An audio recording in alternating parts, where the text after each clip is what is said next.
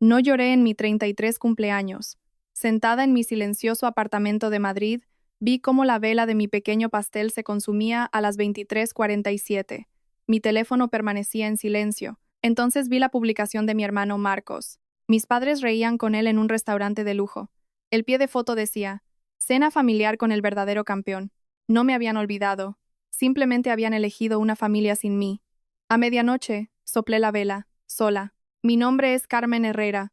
Hoy cumplo 33 años. No hubo una gran celebración, ni una fiesta extravagante, solo una velada tranquila y planificada en mi apartamento de Madrid. La mesa del comedor estaba impecable, reflejando la luz cálida y suave de una lámpara colgante. En el centro había un pequeño y elegante pastel de vainilla, de una pastelería cercana, y una botella de vino tinto que había guardado para una ocasión especial.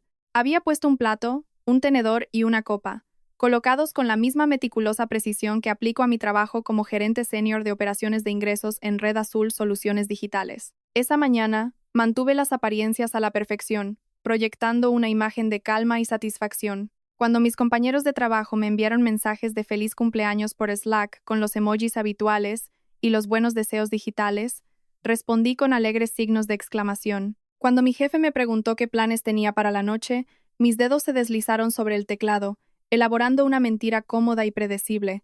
Le dije que mi familia venía a cenar algo ligero y a tomar unas copas. Sonaba perfectamente normal. Era el tipo de cosa que una mujer de 33 años con una carrera estable y una familia cercana debería hacer. El punto verde junto a mi nombre proyectaba disponibilidad y estabilidad, ocultando el dolor sordo que comenzaba a arraigarse en mi pecho. El silencio en mi apartamento no era pacífico. Era pesado, opresivo, más aterrador que cualquier discusión que hubiera tenido. Las discusiones implican compromiso, un choque de emociones o agravios. El silencio es simplemente ausencia. Es el vacío que queda cuando a la gente ya no le importa lo suficiente como para hablar. Mi teléfono estuvo boca abajo en el borde de la encimera de la cocina durante toda la mañana y la tarde. Permaneció inquietantemente inmóvil. Ni una llamada, ni un mensaje de texto. A medida que la luz del día se desvanecía y el atardecer daba paso al azul profundo de una noche madrileña, el dispositivo se convirtió en un cruel experimento psicológico. Cada vibración ocasional enviaba una sacudida eléctrica de esperanza directamente a mi corazón. Me abalanzaba sobre él, conteniendo la respiración, solo para encontrar un correo electrónico promocional de una tienda de ropa con un 20% de descuento o una notificación de una aplicación de entrega de comida, informándome de que mi cena llegaría en 30 minutos. Con cada falsa alarma, la esperanza se desvanecía en una humillación más profunda. Yo era una mujer adulta, una estratega corporativa de alto nivel, reducida a mendigar una pizca de afecto de las personas con las que compartía sangre. El reloj de mi microondas brillaba con un neón verde. 23:47. 13 minutos para que terminara mi cumpleaños. La pantalla de mi teléfono seguía siendo un espejo negro y vacío. Ni una palabra de mi madre, Rocío. Ni una llamada breve de mi padre, Ricardo. Ni siquiera un mensaje de texto sarcástico y superficial de mi hermano, Marcos. En un momento de patética debilidad, rompí mi propia regla. Desbloqueé el teléfono y abrí Instagram. Me dije a mí misma que solo estaba navegando sin rumbo, pero mi pulgar sabía exactamente lo que buscaba. Y allí estaba, en la parte superior de la cola de historias, un círculo brillante alrededor de la foto de perfil de Marcos. Lo toqué. La pantalla iluminó mi oscuro salón con el cálido resplandor dorado de un elegante restaurante. La cámara recorrió una mesa cargada de vieiras a la plancha, cócteles artesanales y copas de vino casi vacías. Luego, los rostros. Mi madre, inclinada y riendo, con los ojos entrecerrados de pura alegría.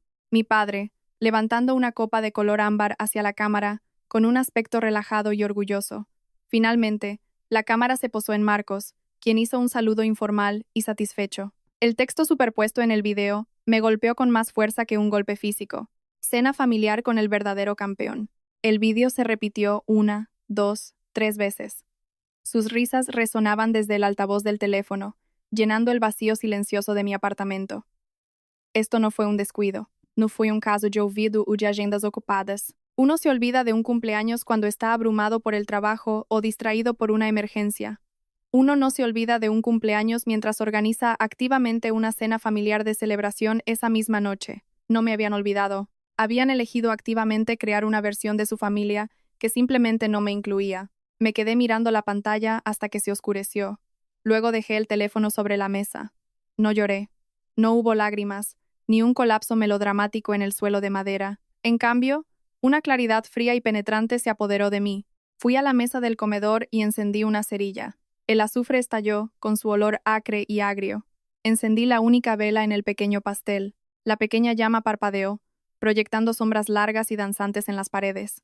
Miré las sillas vacías alrededor de la mesa. Durante años, yo había sido la red de seguridad. Yo era quien transfería silenciosamente fondos cuando la hipoteca se quedaba corta. Yo era quien pagaba los saldos de las tarjetas de crédito que se disparaban de repente. Yo era la infraestructura invisible y fiable que les permitía vivir sus vidas sin consecuencias. Mirando esa fiesta virtual en mi teléfono, finalmente entendí mi papel. Yo era la financiadora de su felicidad. Era el fondo de emergencia.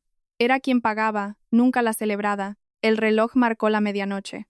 El día había terminado oficialmente. Me incliné y soplé la vela. Un fino hilo de humo gris subió hacia el techo y desapareció. Cogí el tenedor, corté un pequeño trozo de pastel de vainilla y lo comí en la oscuridad. Sabía a ceniza y azúcar. Justo en ese momento, en el silencio absoluto de mi cocina, tomé una decisión. No iba a enviar un mensaje de texto sarcástico. No iba a llamar a mi madre mañana y llorar por lo mucho que me habían herido. No iba a exigir una disculpa que inevitablemente se convertiría en mi culpa por ser demasiado sensible. Decidí que no iba a hacer nada en absoluto. Decidí responder a su silencio con el mío. No llamaría. No enviaría mensajes. No diría una sola palabra sobre mi cumpleaños. Sellaría la caja fuerte, cerraría la puerta y simplemente esperaría en la oscuridad para ver exactamente cuánto tiempo tardaban en darse cuenta de que su cuenta bancaria tenía un nombre, un pulso y un límite. Pasó exactamente una semana. 7 rotaciones completas de la Tierra. 168 horas de silencio absoluto e ininterrumpido por parte de mis padres y mi hermano. Fui a trabajar a Red Azul, Soluciones Digitales, bebí mi café solo, construí modelos de previsión de ingresos y dejé mi teléfono boca abajo sobre el escritorio. Nada, ni una llamada perdida, ni un mensaje preguntando qué tal la semana. El vacío era palpable, un peso en mi pecho cada vez que me despertaba.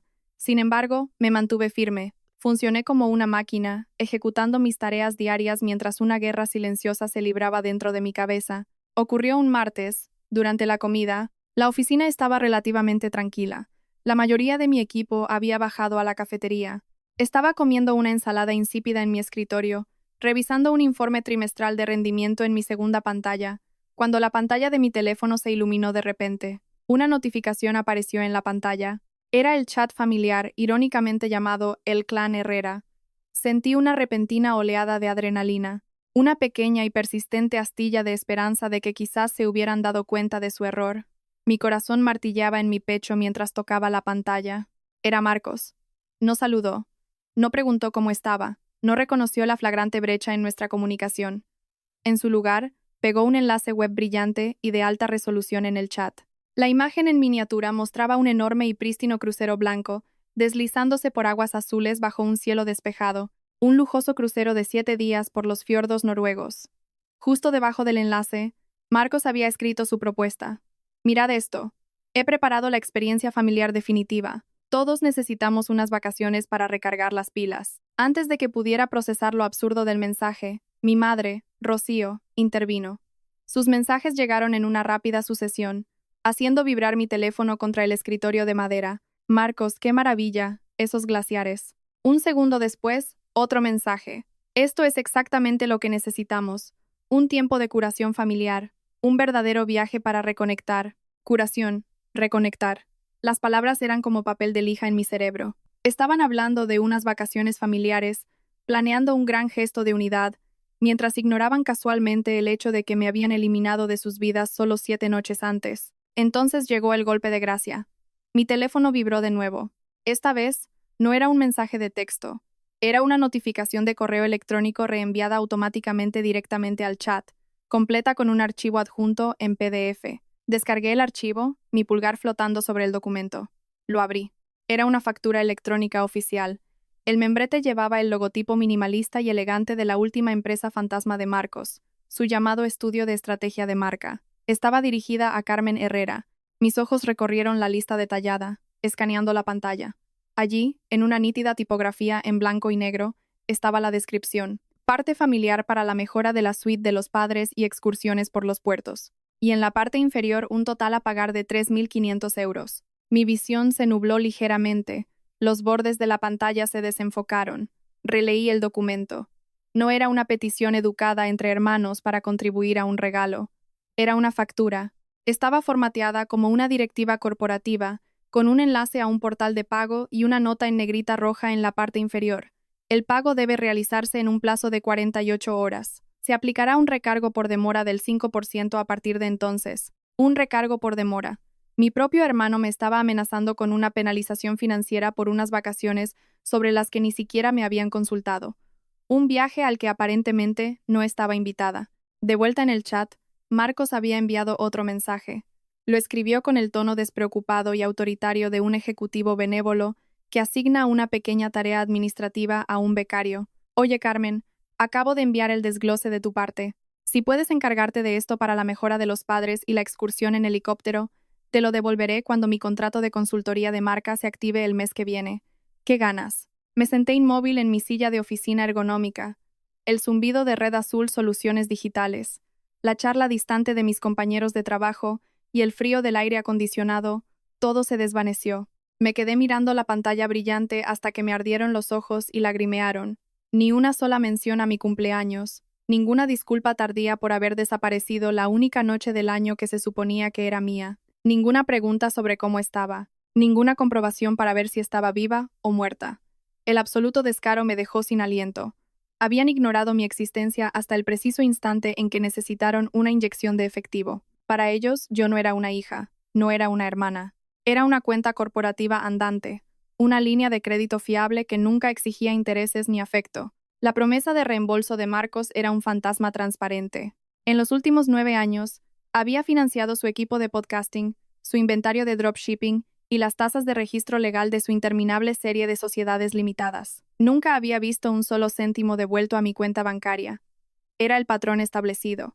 Ellos planeaban la diversión, reservaban el lujo, disfrutaban de la experiencia. Y me pasaban la cuenta. Mis dedos se cernieron sobre el teclado. Una oleada de justa indignación me instó a escribir un párrafo mordaz, a exigir una explicación, a gritar en el vacío digital y a hacer añicos su fantasía. Quería preguntar cómo había estado la cena junto al río la semana pasada. Quería preguntar por qué mi nombre solo era digno de ser tecleado cuando iba precedido por el símbolo del euro, pero la fría claridad de una semana antes volvió, aguda y sobria. Discutir significaba participar, significaba volver a caer en el papel que me habían asignado en su obra. Si me quejaba, Marcos me llamaría egoísta y tacaña. Rocío lloraría, se haría la víctima y diría que estaba saboteando la curación familiar. Automáticamente, me convertiría en la villana por negarme a financiar su estilo de vida de lujo. Cerré el chat. No escribí una palabra, no envié un emoji. Les negué la satisfacción de una respuesta. En su lugar, aparté mi ensalada a medio comer y acerqué mi portátil de trabajo. Minimicé mis hojas de cálculo de trabajo y abrí una nueva ventana de navegador segura. Durante años, había operado con una confianza familiar ciega.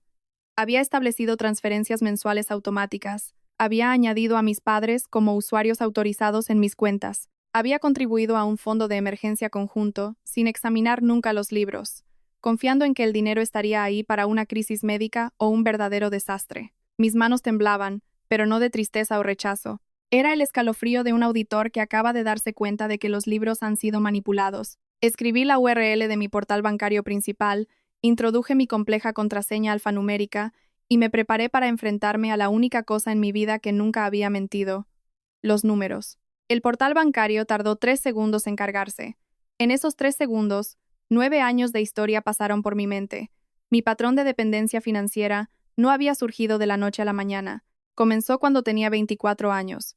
Acababa de recibir mi primer sueldo real, un puesto de analista junior con un seguro médico decente y un plan de pensiones. Estaba increíblemente orgullosa. Sentía que por fin me había afianzado en el mundo de los adultos. Ese mismo mes, mi padre decidió jubilarse anticipadamente. La realidad era que Ricardo había tenido una discusión a gritos con su jefe de turno en la fábrica y se había marchado, tirando su casco a un contenedor. Una semana después, mi madre llamó. Recuerdo la voz de Rocío, débil, temblorosa y empapada en la desesperación de una madre.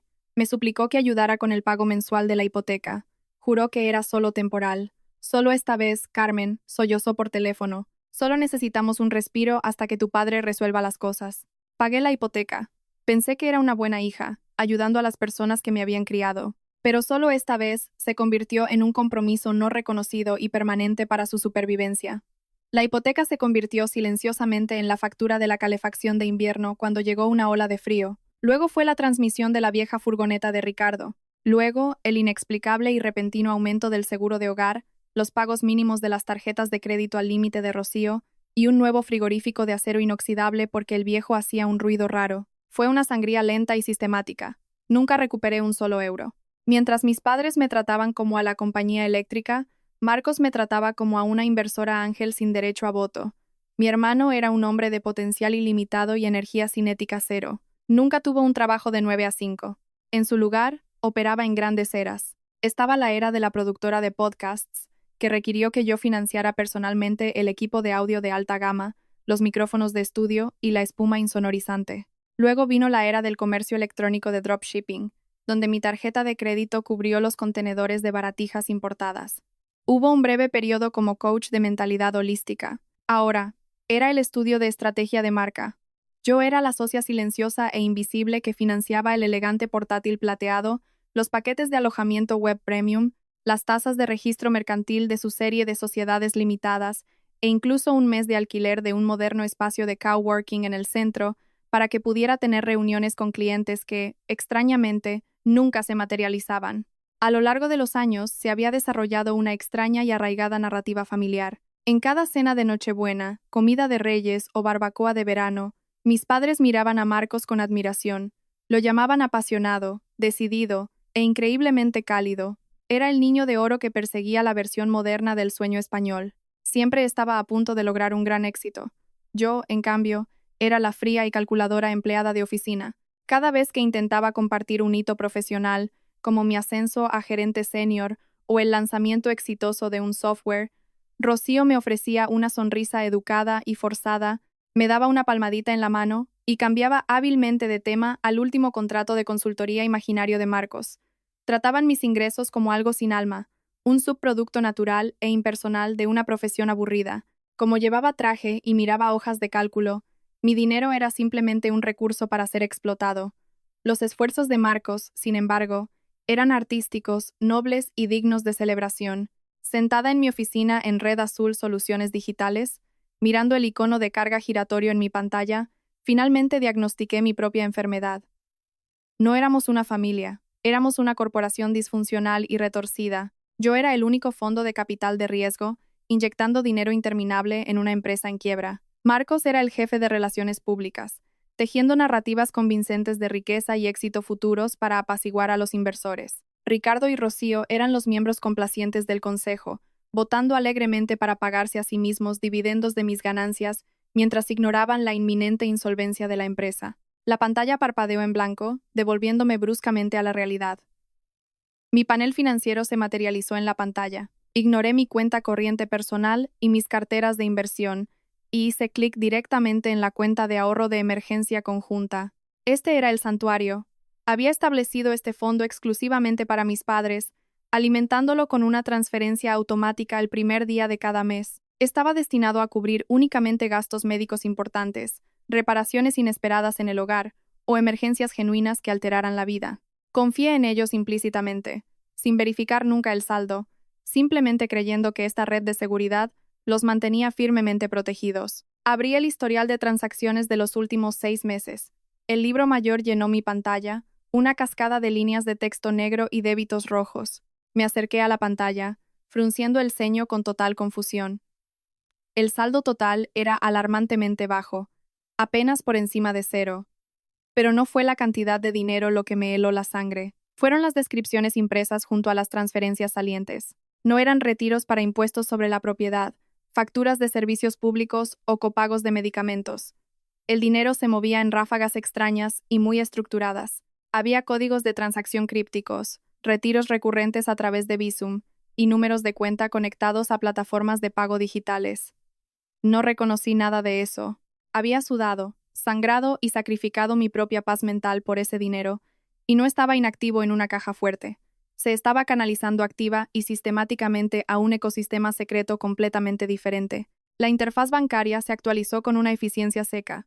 Me quedé mirando el libro mayor de emergencia, con los ojos fijos en la cifra en negrita en la parte superior de la pantalla.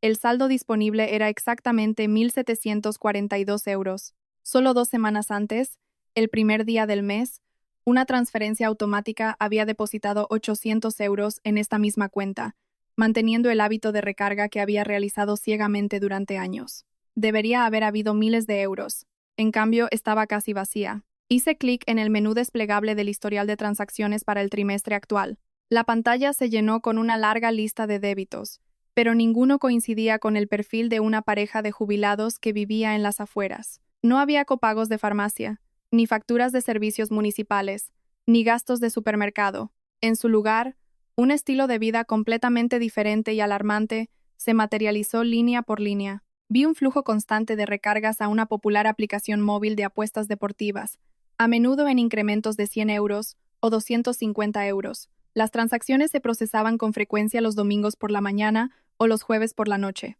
Me desplacé más abajo. Había grandes cargos en coctelerías de lujo en el centro de la ciudad, registrados a la 1 o 2 de la madrugada. Había transacciones masivas en tiendas de electrónica de consumo de alta gama. Entretejidos entre estos grandes cargos, había docenas de cargos por servicios de BTC de alta gama que iban y venían entre el centro de la ciudad y el complejo de apartamentos de mi hermano a todas horas de la noche. Mis padres, ambos de más de 60 años, no estaban apostando en partidos de fútbol profesional ni bebiendo licores de primera calidad hasta el cierre. Era Marcos. La caja fuerte de emergencia había sido cooptada como su fondo personal. Un sabor metálico y áspero llenó mi boca mientras ajustaba el filtro de fecha personalizado. Hice clic en el icono del calendario y seleccioné la fecha exacta de mi 33 cumpleaños, exactamente 7 días antes. Pulse intro. Una única transacción se destacó sobre el fondo blanco. Era el nombre del restaurante de mariscos de lujo del vídeo de Instagram. El total era de 428 euros y 60 céntimos. La marca de tiempo demostraba que la transacción se procesó mientras yo estaba sentada sola en mi apartamento oscuro, viendo cómo se consumía mi vela. Había pagado literalmente la cena que mi familia usó para celebrar mi exclusión. Pagué las vieiras a la plancha, pagué los cócteles artesanales, pagué el privilegio de ser olvidada. Mi ritmo cardíaco se mantuvo constante y sin cambios. Ya no era una hija herida. Había cruzado un umbral hacia un estado de enfoque frío y profesional. Era una administradora de sistemas que investigaba una violación masiva de datos en mi propia vida. Abrí una nueva pestaña e inicié sesión en mi cuenta principal de tarjeta de crédito. Ignoré el resumen de gastos personales y fui directamente al panel de administración de usuarios autorizados. Hice clic en el perfil de Rocío. En la parte superior de su registro de actividad, había una autorización pendiente masiva. Era de una importante línea de cruceros de lujo internacional. La marca de tiempo del cargo pendiente se registró más de 72 horas antes de que Marcos publicara el itinerario del crucero en nuestro chat familiar. No me habían pedido ayuda financiera. Habían usado mi línea de crédito para reservar la mejora. Minimicé la ventana del banco y abrí la factura electrónica que Marcos me había enviado minutos antes. Algo en el documento había estado molestando mi subconsciente. Estaba demasiado pulido, demasiado automatizado. Examiné el portal de pago incrustado en la parte inferior del PDF. Hice clic en el pequeño enlace que decía «Gestionar perfil de pago». Se abrió una ventana de navegador segura, que mostraba un portal de cliente alojado por un procesador de pagos de terceros. El sistema autocompletó un número de tarjeta de crédito ofuscado a mi nombre, revelando solo los últimos 4 dígitos. Reconocí esos 4 dígitos al instante. Era mi tarjeta de crédito secundaria de puntos de viaje. Había usado esa misma tarjeta 8 meses antes para pagar el alojamiento web de su estudio de estrategia de marca, cuando aún era solo una idea. Marcos había guardado la información de mi tarjeta de crédito como método de pago predeterminado en su propio software de facturación empresarial. La factura de 3.500 euros que me envió no era una petición educada de contribución entre hermanos. Era el recibo de un cargo fraudulento y automatizado que estaba intentando procesar a través de mis credenciales guardadas.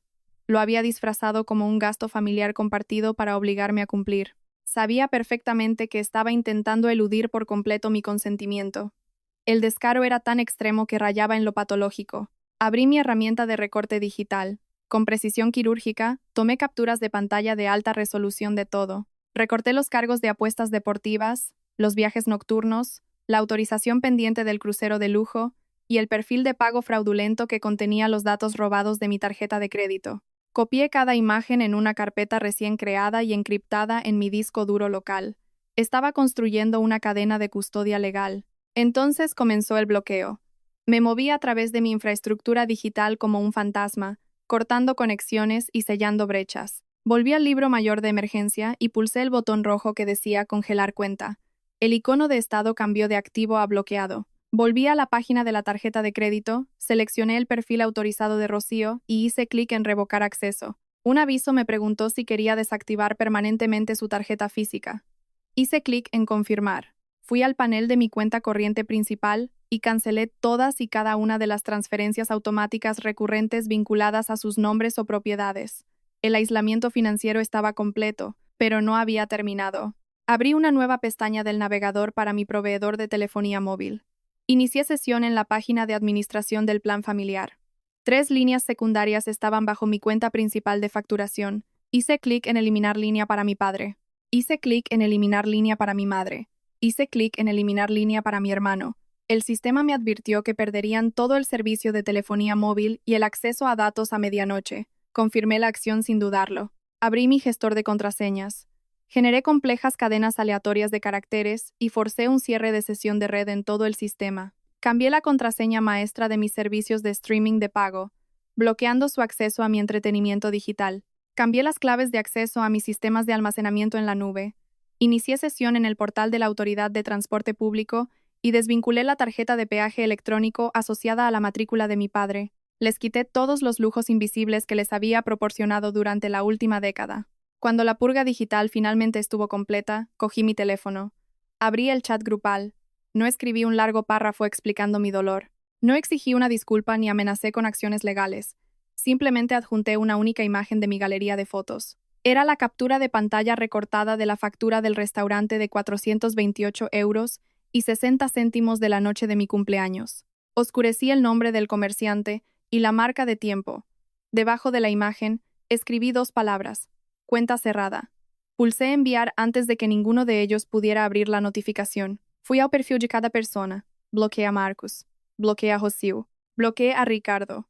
Los bloqueé en mensajes de texto estándar, en aplicaciones de mensajería y en todas las plataformas de redes sociales que tenía. Dejé el teléfono boca abajo sobre el escritorio, cogí mi pila de informes de rendimiento empresarial trimestrales y volví al trabajo. La lluvia de llamadas digitales tardó exactamente 4 minutos en comenzar, a pesar de que había cortado las líneas directas de comunicación. El sistema operativo de un smartphone aún registra los intentos de llamada entrante. Un icono silencioso en mi pantalla comenzó a acumularse, registrando una llamada bloqueada, luego 3, luego 7. Poco después, el indicador del buzón de voz se iluminó. Estaban en pánico. Su sistema financiero acababa de implosionar, y las réplicas llegaban al instante. Ignoré el teléfono y me centré en mi segunda pantalla. Apareció una notificación en mi aplicación de correo electrónico personal. Mi madre había encontrado una forma de eludir los números de teléfono bloqueados. El asunto del correo electrónico estaba escrito en mayúsculas, deletreando la palabra urgente. Abrí el mensaje. El cuerpo era una clase magistral de manipulación, diseñada para empujarme de nuevo a mi papel de solucionadora de problemas. Escribió que estaban en la farmacia y que su tarjeta había sido rechazada. Dijo que mi padre necesitaba urgentemente sus medicamentos para la tensión y que el farmacéutico los miraba como a criminales. Me suplicó que desbloqueara la cuenta solo por hoy, prometiendo que podríamos hablar de mis sentimientos más tarde. Era un golpe deliberado a mi conciencia. No respondí. Creé una nueva carpeta en mi disco duro encriptado llamada Registro de Incidentes y arrastré su correo electrónico directamente a ella. 2 minutos después, llegó otro. Este era de Marcos. El tono cortés y ligero que había usado antes había desaparecido por completo. Su mensaje era un largo párrafo de pánico y agresión. Me llamó niña egoísta y malcriada, que estaba haciendo un berrinche por un malentendido. Negó rotundamente la cena, afirmando que simplemente se habían encontrado con un cliente potencial suyo que casualmente eligió ese lugar, y que yo estaba tergiversando la historia para hacerme la víctima. Terminó el correo electrónico con una amenaza directa, diciendo que si no restauraba la línea telefónica y el fondo conjunto para las 5 de la tarde, yo estaría muerta para ellos. Pensó que la amenaza de abandono me rompería. No se dio cuenta de que yo ya había enterrado emocionalmente esa relación. Copié su correo electrónico en la carpeta maestra, justo al lado del de nuestra madre. Abrí un documento en blanco y comencé a construir una cronología. Trabajé con el mismo desapego clínico con el que auditaría un proceso de ingresos defectuoso. Catalogué las fechas, las transferencias bancarias, las facturas, las capturas de pantalla con marca de tiempo y los correos electrónicos hostiles entrantes. Ya no estaba involucrada en una rivalidad entre hermanos o una disputa familiar. Estaba compilando un expediente. Entonces Marcos escaló la guerra. A las 14:15 apareció un nuevo correo electrónico, pero esta vez estaba en la bandeja de entrada de mi trabajo. Me quedé helada. El remitente era Marcos, pero no me lo había enviado solo a mí. Había copiado la dirección de correo electrónico de contacto público de toda la empresa, asegurándose de que el equipo de atención al cliente, el departamento de marketing y probablemente los asistentes ejecutivos lo vieran. El asunto decía, asunto familiar urgente sobre Carmen Herrera. Leí el cuerpo del mensaje, apretando los dientes hasta que me dolieron. Marcos había escrito un mensaje empalagosamente dulce y manipulador, disfrazado de preocupación fraternal. Escribió que la familia estaba profundamente preocupada por mi reciente comportamiento errático y mi repentina inestabilidad mental. Sugirió que estaba sufriendo una grave crisis de salud mental, cortando todo contacto con mi red de apoyo y sufriendo delirios paranoicos. Pidió educadamente a cualquiera que leyera el correo electrónico que se pusiera en contacto conmigo, insinuando que podría no estar en condiciones de desempeñar mis funciones. Era un intento calculado y cruel de arruinar mi reputación profesional. Sabía que mi carrera era lo único que había construido enteramente por mi cuenta, el único ámbito en el que tenía poder absoluto. Estaba intentando destrozarla para obligarme a someterme. No entré en pánico, no corrí al baño a llorar. Guardé el correo electrónico como un archivo seguro, lo añadí a mi carpeta de pruebas e inmediatamente redacté un mensaje para el director de recursos humanos y nuestro asesor legal interno. Solicité una reunión urgente de 15 minutos. Entré en la sala de conferencias con paredes de cristal y me senté con ellos. Mantuve mi postura erguida y mi voz completamente tranquila. Les informé de que actualmente estaba siendo objeto de un complot de extorsión por parte de familiares. Les expliqué que, tras cortarles el acceso a mis activos, mi hermano ahora intentaba utilizar la empresa como vehículo de acoso. Les entregué una copia impresa de su correo electrónico. Les aseguré que mi rendimiento laboral no se vería afectado, pero que necesitaba que el firewall de la empresa bloqueara su dominio y que necesitaba un informe de incidente oficial para proteger tanto la responsabilidad de la empresa como mi propia reputación. Se quedaron impactados por su audacia, pero inmensamente agradecidos por mi enfoque proactivo y profesional. El departamento legal había puesto en la lista negra su dirección de correo electrónico en toda la red antes de que yo saliera de la sala. Volví a mi escritorio, sintiendo una extraña y dura armadura asentarse sobre mis hombros. 10 minutos después, apareció un mensaje en nuestro sistema de mensajería interna de una de las recepcionistas. Me preguntó si podía hablar un momento en privado. Me acerqué a la recepción. Mi colega parecía incómoda. Bajó la voz, inclinándose sobre el pulido mostrador de piedra. Me dijo que un hombre acababa de llamar a la centralita principal. Se había identificado como un terapeuta familiar licenciado. Le había dicho a la recepcionista que estaba intentando coordinar una intervención de emergencia y que necesitaba saber exactamente a qué hora salía yo del trabajo y qué aparcamiento utilizaba. La recepcionista, entrenada en protocolos de seguridad corporativa, se había negado a dar detalles de mi horario y había colgado, pero la implicación flotaba en el aire entre nosotras. Esto ya no era un intento desesperado de conseguir dinero, era una campaña agresiva y de acoso. Marcos estaba intentando activamente acorralarme físicamente cuando era vulnerable. Estaba usando la apariencia de un falso profesional médico para obtener mis datos de localización. Agradecí a mi colega, le pedí que documentara la hora exacta de la llamada y me ofrecía alertar a la seguridad del edificio para que no permitieran la entrada a nadie con los nombres de mis padres o mi hermano. De vuelta en mi escritorio, la realidad de la situación se materializó con una claridad nítida. Me senté y añadí el incidente del falso terapeuta a mi creciente cronología. Descargué los archivos de audio de los mensajes de voz que mi teléfono había interceptado, haciendo copias de seguridad en 3 ubicaciones seguras separadas. Estaba preparando un caso exhaustivo para una demanda civil por acoso. Por primera vez en mi vida adulta, el miedo paralizante y asfixiante de perder a mi familia había desaparecido por completo. El vínculo emocional había sido cortado. Mirando la montaña de pruebas que acababa de recopilar, no veía a una madre, un padre y un hermano. Veía una amenaza organizada, veía responsabilidad legal, no sentía dolor ni pena, solo sentía una necesidad urgente e imperiosa de defender mis límites personales con la misma eficiencia despiadada con la que protegería las cuentas de una empresa de un ataque de phishing externo. Estaba lista para cualquier movimiento que hicieran a continuación. La barrera digital que había erigido alrededor de mi familia era sólida, pero había subestimado su capacidad para infiltrarse en la red más amplia. Al darse cuenta de que estaba completamente aislado de la financiación directa, Marcos cambió de estrategia. Llevó la lucha al ámbito público. Comenzó un jueves por la noche. Apareció una notificación en mi tablet desde Facebook, una plataforma que rara vez revisaba. Un primo con el que no había hablado en 3 años me había etiquetado en un largo y dramático hilo de comentarios. Hice clic en la notificación y me encontré mirando una publicación pública que Marcos había hecho solo 2 horas antes. Había creado una obra maestra de vaga manipulación emocional.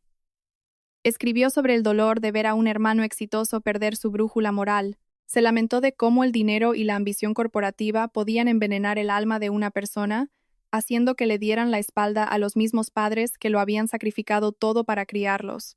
No me nombró directamente, ni mencionó detalles financieros específicos, pero la implicación era clara y devastadora. Estaba pintando un retrato de una mujer codiciosa y despiadada que abandonaba a sus vulnerables y ancianos parientes. La sección de comentarios se inundó de simpatía equivocada.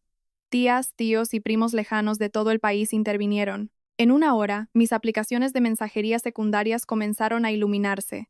Llegaron mensajes de familiares que aún no había bloqueado. Mi tía Susana dijo que la sangre es más espesa que el agua. Mi tío Roberto envió un párrafo paternalista sobre cómo el dinero es solo papel, pero la familia es para siempre. Estaban repitiendo la misma narrativa que Marcos les había metido en la cabeza, completamente ciegos a la realidad de la situación. Un impulso feroz ardió dentro de mí. Tenía la carpeta maestra justo en mi escritorio.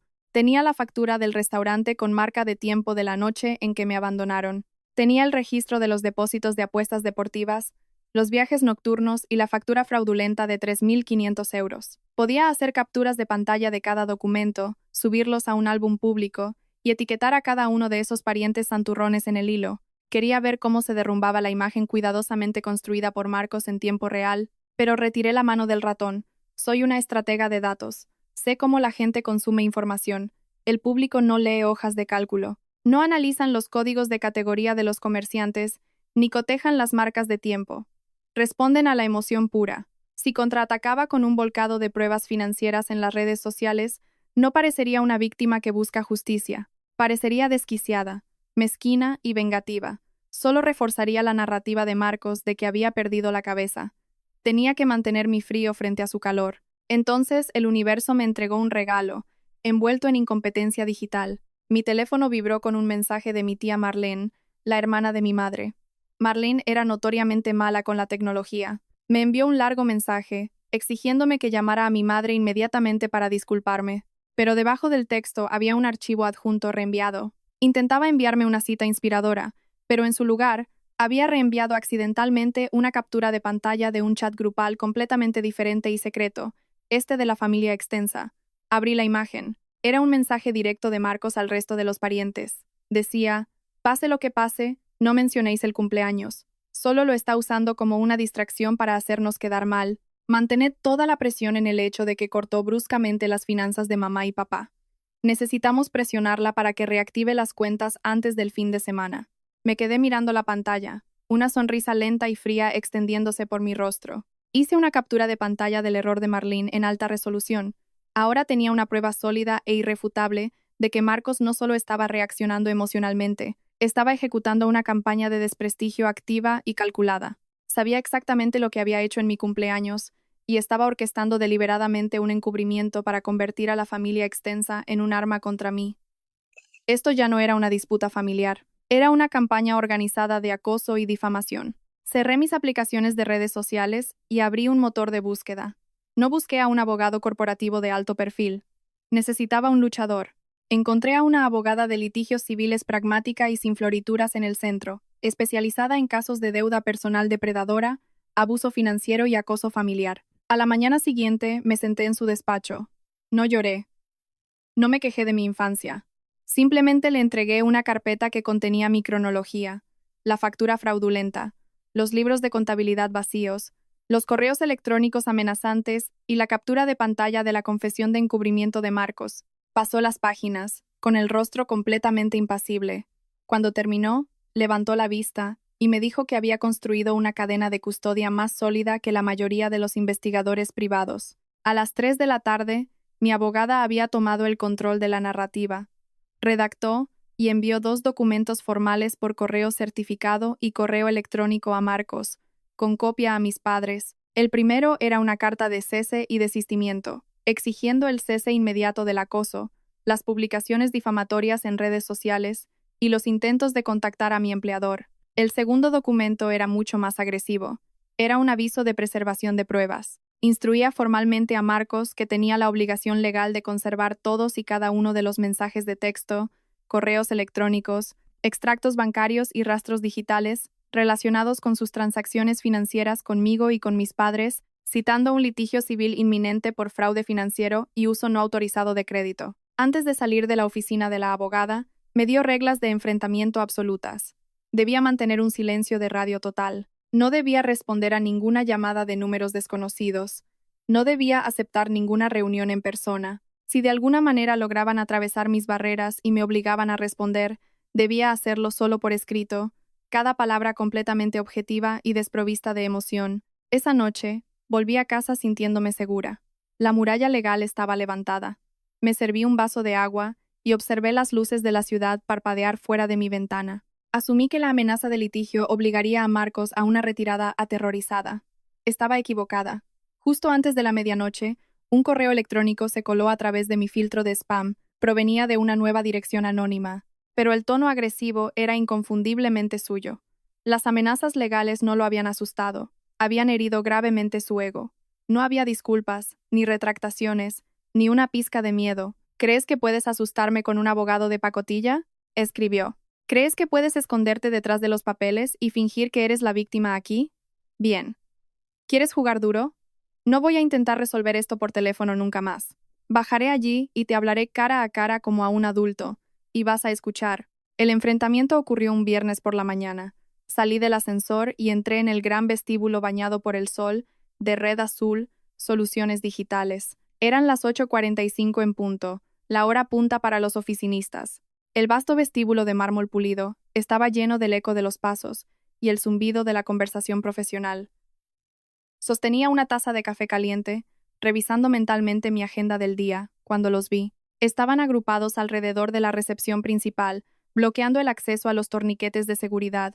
Marcos, Rocío y Ricardo. Marcos estaba en medio de una actuación digna de un Goya. Estaba inclinado sobre el alto mostrador de granito, hablando urgentemente con el jefe de seguridad del edificio. Su rostro estaba grabado con una preocupación y angustia fraternal, incluso a 15 metros de distancia.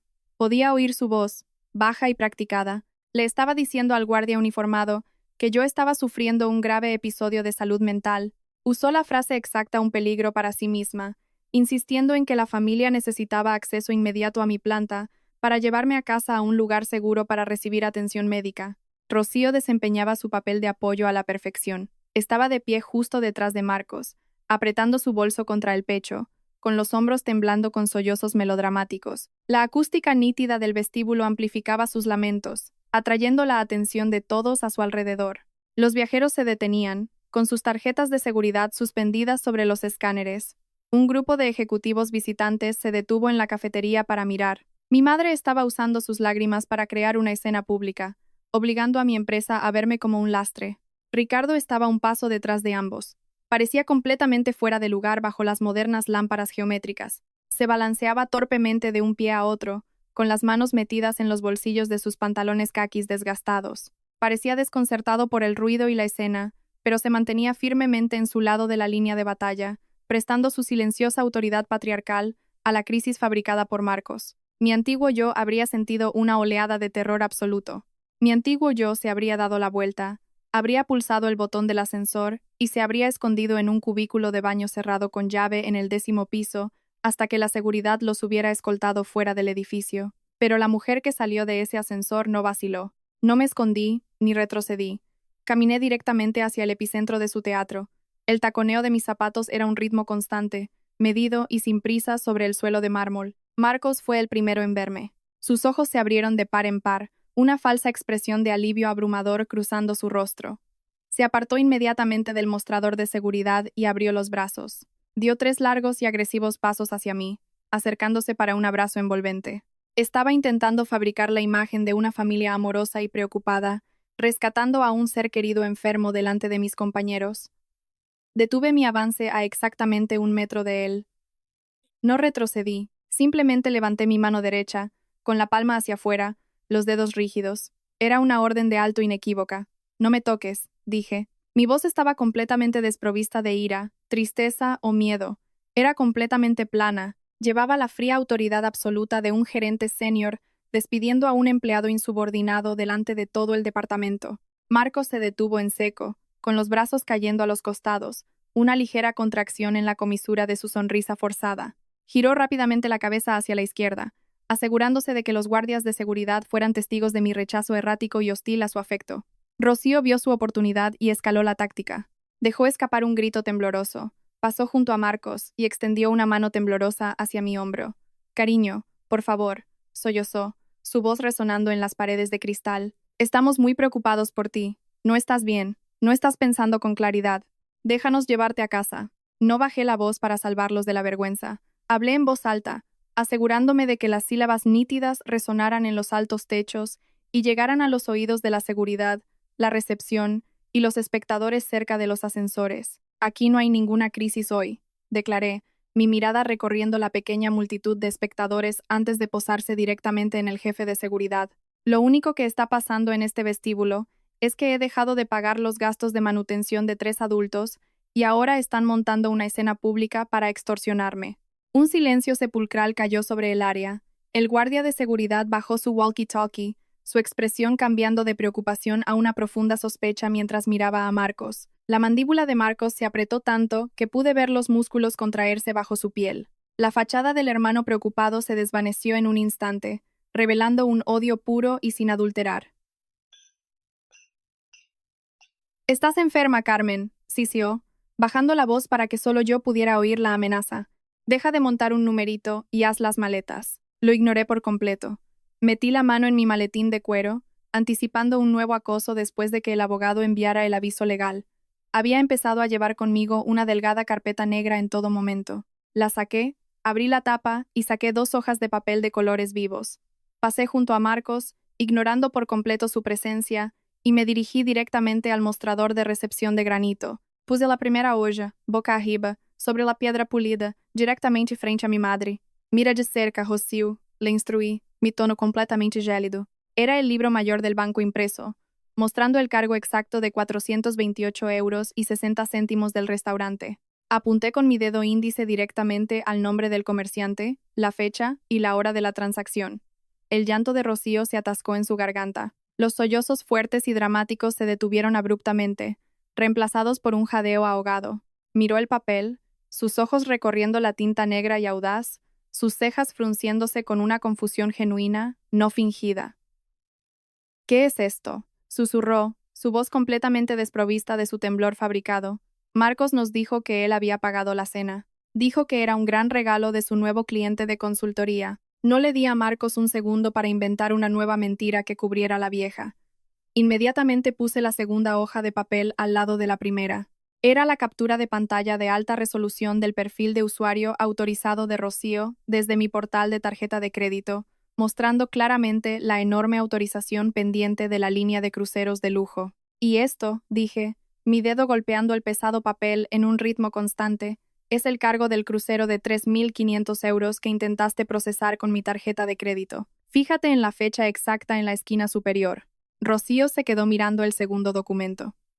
El color se drenó lenta y visiblemente de su rostro.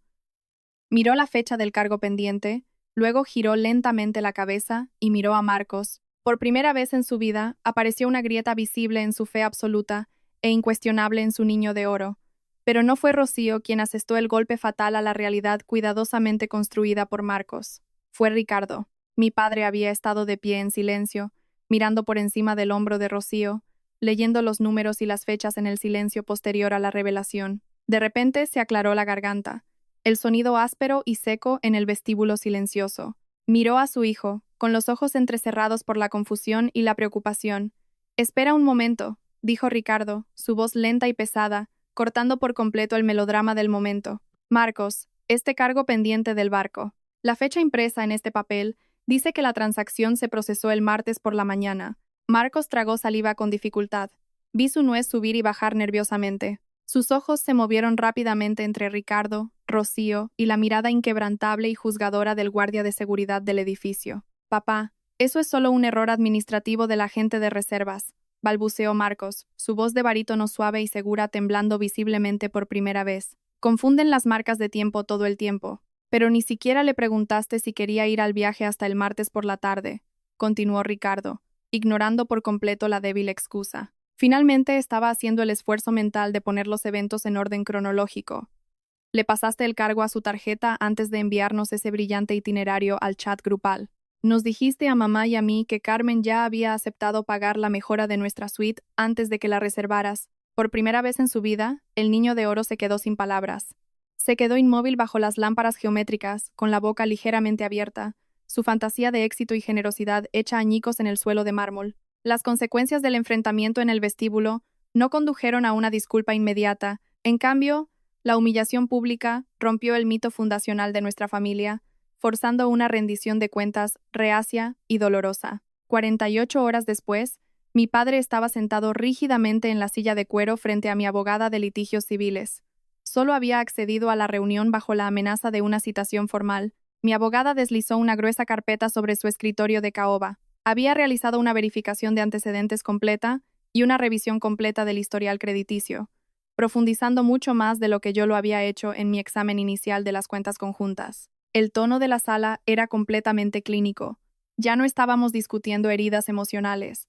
Estábamos diseccionando un caso de delincuencia de cuello blanco. Abrió la carpeta y sacó un contrato de crédito comercial de varias páginas. Era una línea de crédito renovable para pequeñas empresas, registrada a nombre de la empresa de consultoría de estrategia de marca que mi hermano afirmaba dirigir. «Mire la firma del avalista en la página 4», instruyó mi abogada, su tono completamente plano. Mi padre se inclinó hacia adelante, ajustándose las gafas de lectura. El color desapareció de su rostro al instante.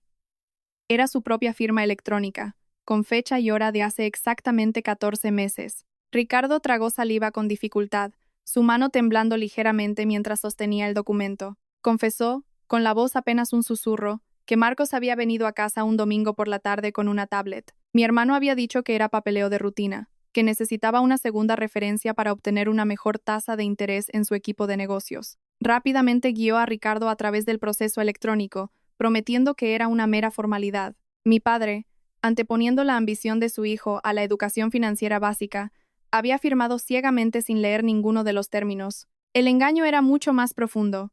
Mi abogada presentó un diagrama de flujo que había elaborado a partir de los registros bancarios parciales que habíamos recopilado. Los 800 euros que yo depositaba religiosamente en el fondo de emergencia conjunto cada mes no solo se estaban desviando para viajes nocturnos y apuestas deportivas. Eso era solo el excedente. La función principal de mi depósito mensual era cubrir el pago mínimo de la cuenta comercial fraudulenta de Ricardo. Marcos estaba usando mi dinero para mantener la línea de crédito comercial fuera del impago, protegiendo así su acceso a una enorme fuente de capital prestado. En ese momento, mi padre se dio cuenta de que su pasividad lo había convertido de víctima a cómplice involuntario. Le había dado a Marcos las llaves de mi caja fuerte para facilitar su propia ruina financiera. El silencio expectante de la oficina se rompió cuando la pesada puerta de madera se abrió. Mi madre, Rocío, entró. Había estado esperando en la recepción, demasiado avergonzada para participar en la auditoría financiera, pero no había venido con las manos vacías. Agarraba una bolsa de regalo de papel de lavanda ligeramente arrugada. Sus ojos estaban completamente secos, desprovistos de sus habituales lágrimas dramáticas. En cambio, parecía demacrada. Puso la bolsa sobre la pulida mesa de conferencias y la deslizó hacia mí. Reconocí al instante la letra del sobre adjunto. Era la mía, de hacía 2 meses, para sus 60 cumpleaños. Le había encargado una pulsera de plata grabada a medida que había admirado en un catálogo. La había enviado directamente a su casa con una nota sincera. Nunca recibí un mensaje de agradecimiento, una llamada telefónica, ni siquiera un reconocimiento de que la había recibido. En ese momento, había descartado el desaire como una prueba más de que yo era una ocurrencia tardía para ellos. Rocío habló, su voz ahogada por un dolor genuino y sin adornos. Explicó que esa mañana había ido al patio trasero a buscar un documento de seguro perdido en el maletero del todoterreno de Marcos, el que él solía aparcar en su casa. Escondida bajo el compartimento de la rueda de repuesto, enterrada bajo un montón de ropa de gimnasia vieja, encontró la bolsa de lavanda. El sobre estaba sin abrir. La escondió, susurró Rocío, mirando la pulsera de plata que ahora descansaba sobre la mesa de caoba. Interceptó al cartero, cogió el paquete y lo metió en su maletero. Durante 2 meses, se sentó en nuestra mesa y me dijo que estabas demasiado absorta en tu carrera corporativa como para siquiera enviar una tarjeta para tu gran cumpleaños. Nos dijo que eras fría, nos dijo que ya no nos querías. El fraude financiero había roto a mi padre, pero esta prueba tangible rompió a mi madre. Ya no se trataba de un hijo ambicioso que tomaba atajos para cumplir sus sueños. Se trataba de una campaña calculada y depredadora de aislamiento emocional. Marcos había creado activamente una brecha entre nosotros para asegurarse de que él siguiera siendo el único foco de su lealtad, manteniendo las finanzas firmemente bajo su control. Miré a mi padre. Parecían derrotados, viejos y despojados de sus grandes ilusiones. Sentí un atisbo de lástima, pero lo aplasté inmediatamente bajo una gruesa capa de autoprotección. No levanté la voz. No les grité por ser lo suficientemente tontos como para creer sus mentiras. Les presenté una única opción. Mi abogada colocó un nuevo documento legal impreso entre ellos. Era una declaración jurada. Este documento establece la verdad absoluta, dije, manteniendo mi mirada fija en Ricardo. Establece que Marcos abusó del fondo de emergencia sin mi conocimiento, que utilizó fraudulentamente mi perfil de crédito y que contrajo deudas comerciales bajo falsos pretextos.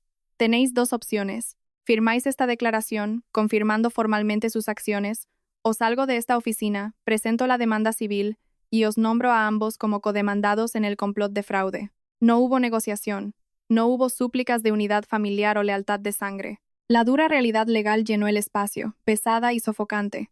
Ricardo no dudó. El orgullo patriarcal que lo habría llevado a defender a Marcos se había evaporado por completo. Cogió el bolígrafo de tinta negra de la mesa. Su mano temblaba, pero firmó su nombre en la línea de puntos, documentando oficialmente la traición de su hijo. Rocío hizo lo mismo, su característica voz temblorosa e irregular, afirmando su divorcio de la realidad fabricada por Marcos. Salí de la oficina con la prueba tangible de mi liberación. La red legal estaba completamente cerrada, y mis padres finalmente estaban en el lado correcto de la línea, dejando a Marcos completamente expuesto. Esa noche, mientras preparaba la cena en mi silencioso apartamento, mi portátil emitió un pitido con un nuevo mensaje. Era un correo electrónico de Marcos, que había eludido mis barreras digitales usando otra dirección recién creada. A pesar de perder su respaldo financiero, a pesar de su desastrosa exposición empresarial, y a pesar de que sus padres descubrieron su elaborada manipulación, su arrogancia no había disminuido. No hubo ningún intento de disculpa, ninguna súplica de un acuerdo. El asunto del correo electrónico decía simplemente, «Buen viaje», y el cuerpo del correo era una sola línea desafiante. «Quédate con tus hojas de cálculo y tu abogada, pero esta familia va a los fiordos, y zarparemos contigo o sin ti». Estaba jugando su última mano como si todavía tuviera el control, completamente inconsciente de que el suelo bajo sus pies ya había sido declarado inseguro. Faltaban solo 5 días para que el enorme y prístino crucero zarpara. La cuenta atrás había comenzado oficialmente, y en lugar de retirarse, mi hermano había decidido aferrarse a su fantasía, mientras yo reforzaba mis fronteras legales y financieras. Marcos estaba ocupado construyendo su propia realidad. El asistente legal de mi abogada, que monitoreaba su actividad en las redes sociales para nuestro caso de acoso, me envió capturas de pantalla de su última publicación. Presentaba la habitual imagen de archivo de un glaciar noruego. El pie de foto era un ejercicio de negación descarada. «La familia Herrera sigue más fuerte que nunca», escribió. «No podemos esperar para dejar atrás la negatividad y zarpar este fin de semana. La familia es lo primero». Se comprometió públicamente a hacer el viaje, pero las cuentas simplemente no cuadraban. Había bloqueado por completo su acceso al fondo de emergencia. Había bloqueado con éxito la factura de 3.500 euros que intentó procesar a través de mi perfil de crédito guardado. La mejora de la suite y las excursiones en helicóptero de alta gama requerían capital líquido inmediato. Mi abogada, a través de los canales de investigación financiera que habíamos establecido, descubrió rápidamente su plan de supervivencia. Marcos había cooptado la devolución anual de impuestos de mis padres, una suma de 4.200 euros que había sido depositada en su cuenta corriente solo unos días antes. Pero eso aún no era suficiente para cubrir la enorme deuda que había acumulado. Para cubrir el déficit, había obtenido un préstamo personal a corto plazo con una tasa de interés exorbitante. Utilizando su empresa de consultoría de estrategia de marca como garantía, lo estaba apostando todo en una única y desesperada jugada. Creía que una vez que estuvieran a bordo, sonriendo en el comedor y posando para fotos junto a los glaciares, la catástrofe financiera que siguiera sería, en última instancia, mi problema a resolver. Pensó que el antiguo status quo se reafirmaría inevitablemente. Estaba muy equivocado.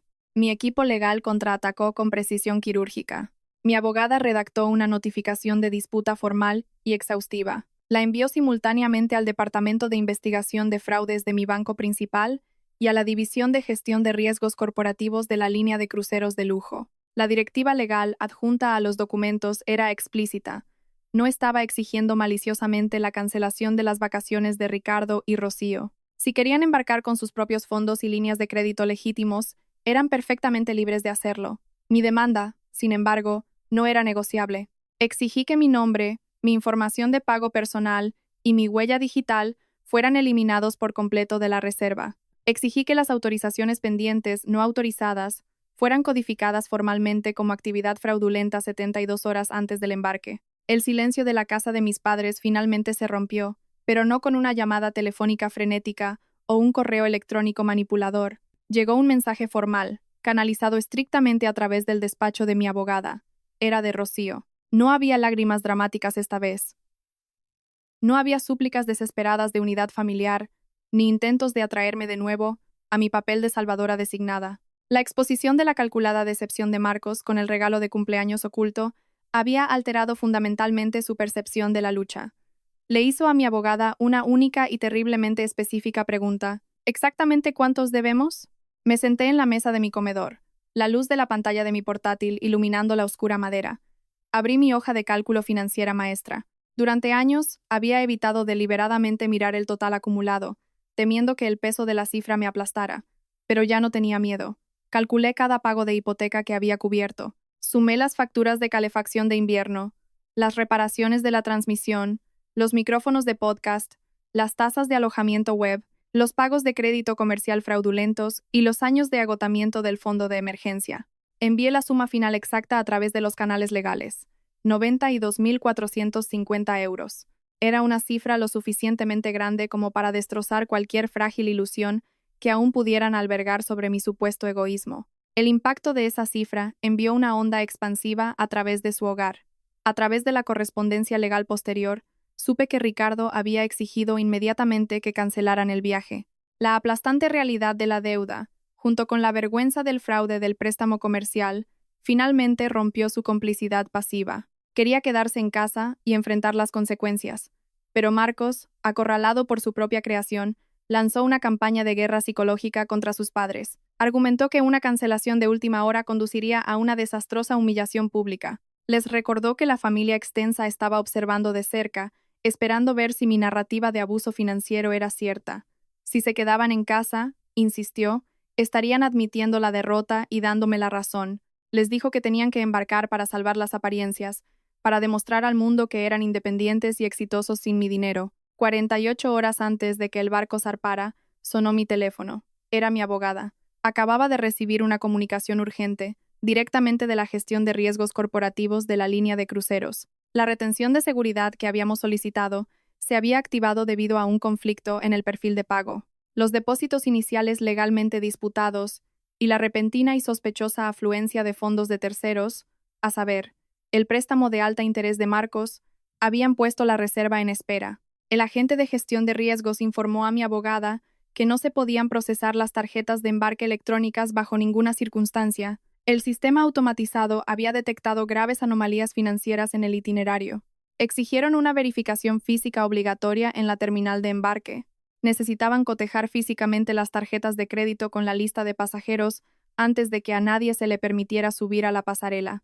La aduana fue explícita. Si el titular de la cuenta original, es decir, yo, no autorizaba físicamente la transferencia original, o si el nuevo método de pago no superaba una verificación final de fraude en el mostrador, todo el grupo sería denegado el embarque por la seguridad del puerto. Colgué y miré por la ventana de mi apartamento. Podría haberme quedado en casa, Podría haber dejado que la maquinaria legal se encargara de la ejecución desde una distancia segura y cómoda, simplemente esperando la inevitable notificación de que les habían denegado el embarque.